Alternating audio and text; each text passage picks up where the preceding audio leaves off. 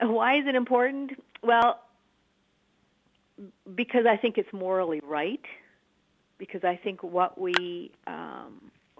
Canada is not a culture of peace. We don't want to be at combat with anybody, and we don't want to take anybody over, which is a good thing. But that really isn't my definition of peace. So, I would like to see Canada embrace the principles of a culture of peace as it's been defined by the United Nations and UNESCO, and actually evaluate how much we are living that in our interactions domestically and internationally. And we don't have any forum that is doing that at this point in time. I also think it's important that we start looking at all of our different relationships as a government in the sense of some kind of collaborative approach.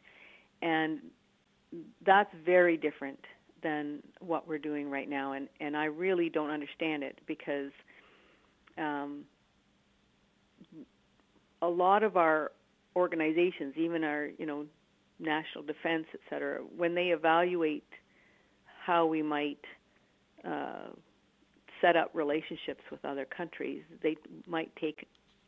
they're quite open and ready to take collaborative approaches.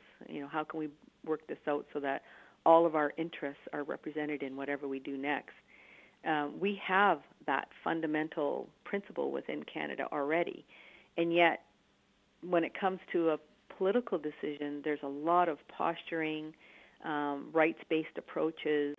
There's a lot of trying to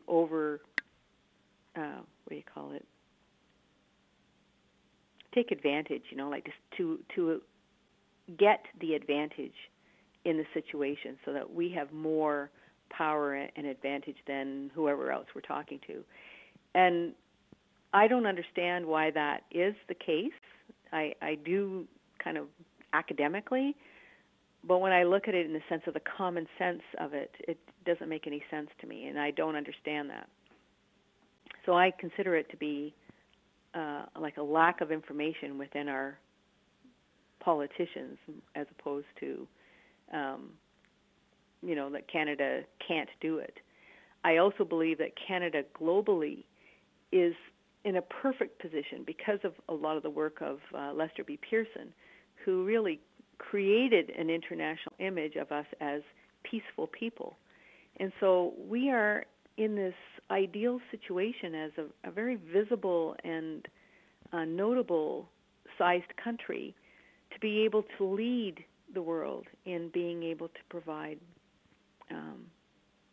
a peace as an option, as always the point of evaluation about how are we doing this in a peaceful way, whatever that might be, whether it's about whether we're going to provide resources to Libya and its rebels, or are we going to provide support to Haiti and because of a natural disaster. Whatever we're doing should be helping people to become independent, self-reliant, provide good governance, protect human rights, all of those types of things, which, again, we do to some degree, but there's always this other agenda that's going on about, how is this benefiting us and how can we economically get into their stuff. And there's all this kind of,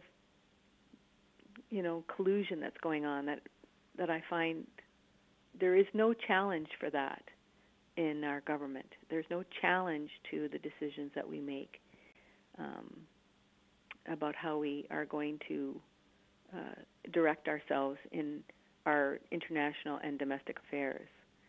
So that's why I think it's very important that there be a focus on peaceful means within our government. There's something that's really evaluating and testing collaborative approaches and putting them into the mainstream of our,